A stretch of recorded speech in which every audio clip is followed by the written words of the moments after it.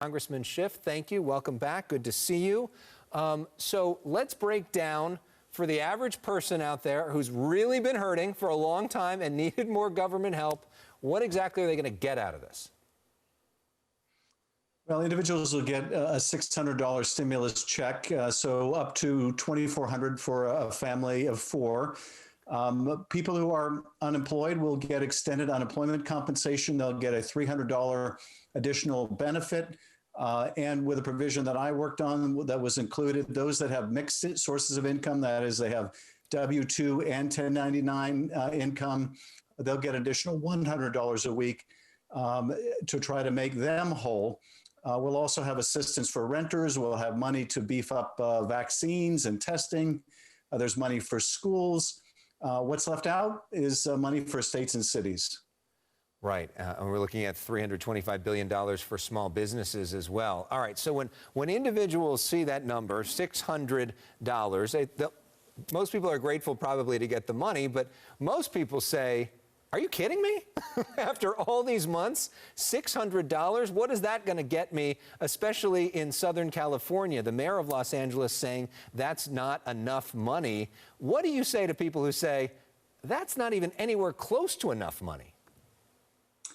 I agree. I would say call Mitch McConnell and Senate Republicans, because on the Democratic side of the aisle, we wanted the stimulus checks to be double that amount. We want the federal unemployment compensation to be double that amount. We wanted to do more for small businesses through the PPP program than the $200 to $300 billion that's in this bill. And so I fully agree, but we were negotiating with someone who wanted to do nothing. That's very hard. And we wanted to get something out before the holidays, but we're undoubtedly going to have to come back at this early next year to get more help for American families. You know, there obviously Democrats are blaming this on Mitch McConnell, but there are some that are saying that Speaker Nancy Pelosi could have done more here, that maybe she was concerned with not giving President Trump a political win a few months ago. We've waited all this time, and at the end of this is all we get. What do you say to critics of Speaker Nancy Pelosi who say she's supposed to be such a master legislator, and yet this is all we get? Well, I'd say again, Speaker Pelosi supported a $3 trillion HEROES Act. Then we narrowed it down to a $2.2 trillion HEROES Act. And we had to agree to a $900 billion. And why? Because Mitch McConnell wouldn't go for those larger proposals. Because Senate Republicans are happy to spend $2.2 trillion on tax cuts for corporations and wealthy individuals, but not on help for small businesses or people who are unemployed, or even for vaccines. And so it's hard to blame the Speaker and Democrats when we're arguing for more and Republicans are the ones arguing for less. And we are looking right now at a live picture of the United States Senate. I think this is a reminder of how important those votes are in Georgia. With those two Senate seats up, it'll be a reminder of that there's a huge difference between a Democratic Senate and a Republican Senate as well. Let's talk about an issue which is actually getting some bipartisan consensus, which is this massive hack that's being reported, a major cyber attack on the United States. Let's talk about some of the details there. A lot of the top ranking officials in the government blaming this on Russia. The federal officials believe Russia behind this attack. Experts say it could take months to kick out the hackers who have been accessing all sorts of U.S. government networks. In fact, officials say there aren't enough experts to identify all the agency's impact. This is a huge story. The attack reportedly began 8 months ago.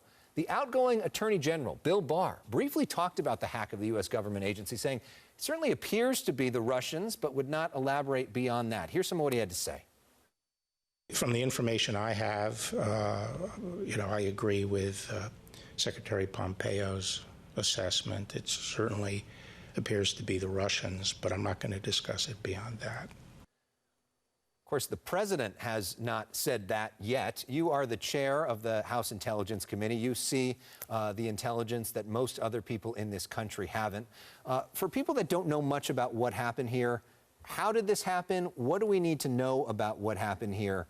And for people that are concerned about what happened, what do you say to them? Well, first of all, I don't often find myself in agreement with Bill Barr or Mike Pompeo, but there's no question here that the Russians are responsible. And for the president to suggest otherwise, that maybe it's China, is a tremendous disservice to the country. For one thing, it's just not true. But for another, it continues to open the door for further malicious Russian actions if the president won't stand up to Putin. This is a huge hack of department agencies, of private companies.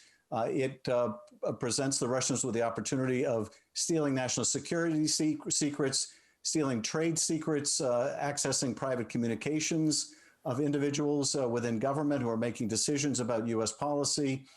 It allows the Russians to essentially prepare the battlefield in terms of critical infrastructure by putting malicious code in place such that if push came to shove, they might be able to affect our power grid, or even the nuclear agency, the Energy Department was hacked. And so it's hard to overstate the seriousness of the scope of this. And you're absolutely right, Elex. It will take months to assess the full damage, and it may be that we never know the full extent. It's also going to be really difficult to be completely sure that we've kicked the Russians out of these systems unless we burn the system to the ground.